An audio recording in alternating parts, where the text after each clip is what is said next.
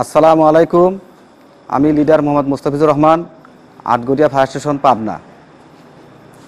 গত 15/5/2025 খ্রিস্টাব্দ তারিখ 19টা 5 মিনিটের সময় অগ্নিকাণ্ডের মেসেজ পাওয়ার সঙ্গে সঙ্গে স্থানীয় প্রশাসনের সহযোগিতায় আমি ঘটনাস্থলে পৌঁছাই। ঘটনাস্থলে পৌঁছার পরে আমি দোতলায় আগুন দেখতে পাই। দেখার পরে ওখানে যা প্রচণ্ড ধোঁয়া ছিল, 2টা রুমে চেয়ার টেবিল উপরে আগুন ছিল।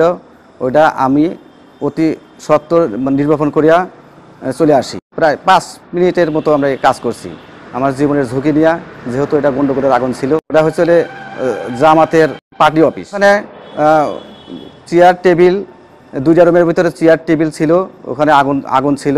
আমি আগুন নির্বাপন করিয়া দ্রুত ওখান থেকে ঘটনাস্থল ত্যাগ করি। আগুন নেভাতে গিয়ে আপনারা স্বচক্ষে কি দেখলেন? সেখানে কি বিপুল সংখ্যক কোরআন শরীফ ছিল? কোরআন শরীফ ওরকম স্তূপ করা, কোরআন শরীফ বই পুস্তক এরকম দেখিনি আমরা।